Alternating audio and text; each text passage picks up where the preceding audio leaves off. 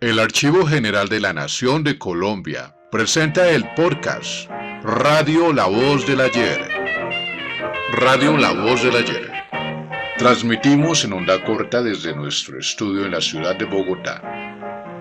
En esta emisora se reúnen el tiempo y la memoria con historias que llegaron para quedarse. Bienvenidos a su programa Noticias Regionales, un espacio de Radio Voz del Ayer. Durante 15 años, las autoridades de La Guajira denunciaron una práctica atroz e impensable. Obligados a pagar deudas, engañados con la ilusión de un buen trabajo, por hambre o por pobreza. Miembros de la población guayú eran vendidos en la frontera con Venezuela y obligados a trabajar como esclavos en ese país. En 1912, el ministro de Gobierno de Colombia remitió al Congreso de la República las denuncias que el comisario y el obispo vicario de La Guajira realizaron sobre el desplazamiento forzoso de algunos miembros de la población guayú por la zona de Castilletes para ser vendidos en Maracaibo como esclavos por grupos de cuadrilleros venezolanos. La primera acción del gobierno ese año fue fortalecer la presencia policial por demás escasa en la región, por lo que ordenó a la gendarmería acantonada en Riohacha desplazarse a la laguna de Tucacas para evitar que aquello tuviera lugar. Con el patrocinio de Hotel Tayrona, de la costa del Caribe lo mejor, cerca del Santuario de la Patria, servicios esmerados en cultura y atención a la orden del turismo nacional y extranjero. Hoy presentamos Trata en La Guajira. Según la información entregada al Ministerio de Gobierno por el comisario de La Guajira, el tráfico de personas en esta región podría tener su origen en las deudas contraídas por algunos miembros de la población guayú, quienes, acosados por la pobreza, tomaban préstamos para aliviar su situación. Sus prestamistas se cobraban las deudas en su propia carne o en la de sus hijos, dijo el comisario de La Guajira, obligándolos a trabajar al otro lado de la frontera. La comisaría de La Guajira formaba parte de los denominados territorios nacionales y la pobreza era la característica común de estos lugares. El comisario de La Guajira advirtió en 1911 que la falta de infraestructura era un problema que debía solucionarse para mejorar la calidad de vida de sus habitantes. Una de las medidas propuestas fue optimizar las vías terrestres para lograr comunicar a los corregimientos que la componían. La carencia de vías de comunicación con el resto del país contribuía a la falta de organización y gobernabilidad en la zona.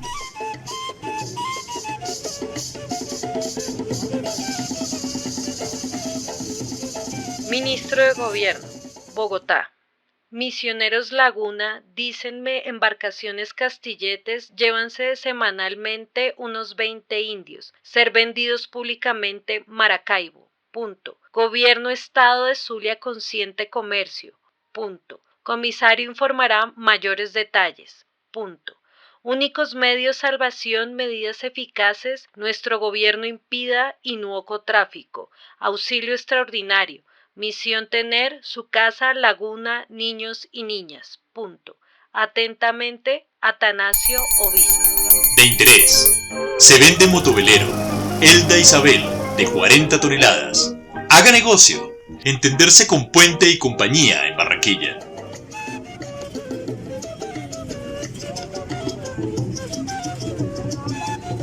Para evitar la trata de miembros de la comunidad guayú en la frontera con Venezuela, se optó por establecer hospicios en los cuales se asistía y educaba a los niños de la comunidad y mejoraban el acceso de estos a algunos servicios.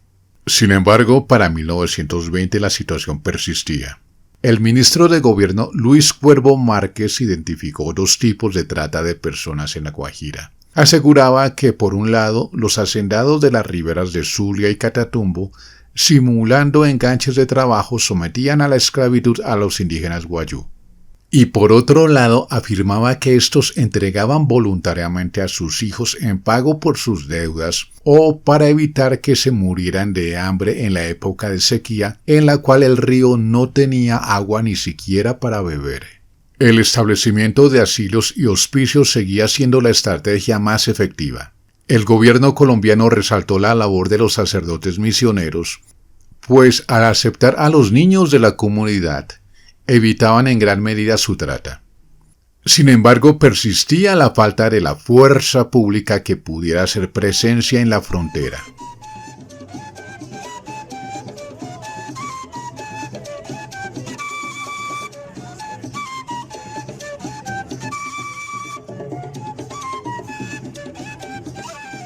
Para el gobernador del Magdalena, 13 de octubre 1920. Se tiene conocimiento en este ministerio de que en territorio de La Guajira continúa el escandaloso y anticristiano trato de indios, especialmente de niños, violando de esa manera no solamente las leyes que rigen los derechos individuales, sino los más elementales principios de una sociedad cristiana. Se informa que la trata de niños se efectúa en diferentes formas: enajenación por los padres, enajenación después del rapto en luchas de familias o apropiación de los niños en pago de deudas. Solución pectoral creosotada de Walter Carroleme. Preparación antiséptica y reconstituyente del aparato broncopulmonar. Cura rápida y segura de catarro, asma, resfriado, tos ferina y afecciones a la garganta. Robustece los pulmones y preserva de la tuberculosis. Recetada por todos los médicos. De venta en todas las boticas.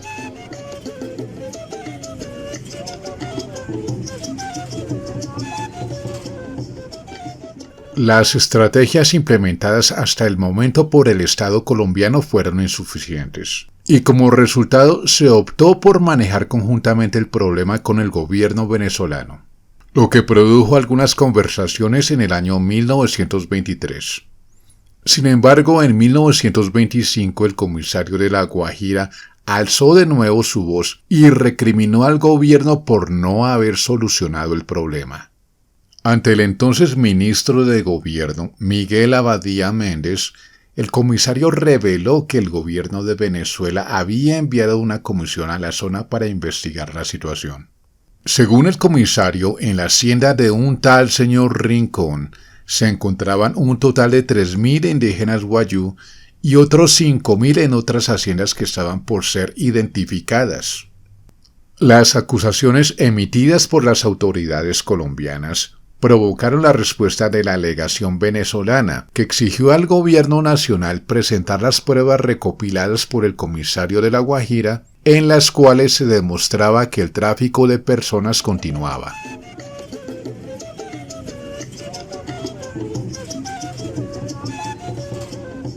Declaración del comisario de La Guajira. Es en extremo lastimoso e injustificable que en pleno siglo de las luces y de las libertades públicas se trate todavía carne humana aquí, en esta tierra donde la tierna y siempre amorosa madre vese obligada por el hambre y por la violencia de algunos rapaces extranjeros y otros venales nacionales a enajenar a su hijo en manos despiadadas, tal vez que harán pesar sobre sus espaldas el acicate del amo.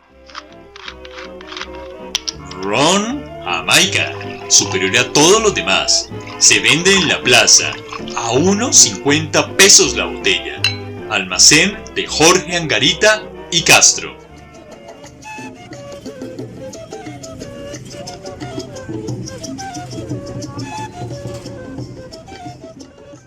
El tiempo. Viernes 24 de abril de 1924. Río Hacha.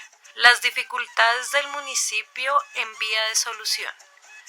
Es posible que se presente un conflicto entre los indios guajiros por negárseles su derecho a pescar. El tiempo, martes 21 de julio de 1953. La princesa guajira Edis pide agua para su pueblo.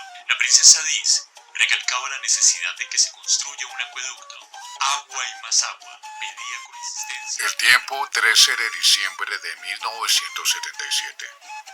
Guajira, siempre Guajira. Para el indígena solo existe su Guajira. Su problema sigue siendo el agua, el precioso líquido para sustentar sus ganados y su escasa agricultura. Su tragedia, el cargo que pesa sobre él por dedicarse al contrabando. Pero ¿qué más puede hacer cuando en todos los gobiernos solo reciben promesas?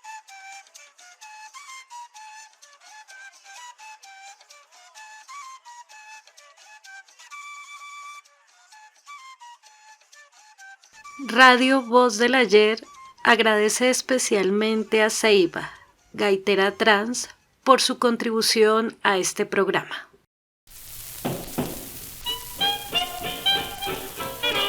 Los invitamos a nuestra próxima emisión de Noticias Regionales, un espacio de Radio Voz del Ayer.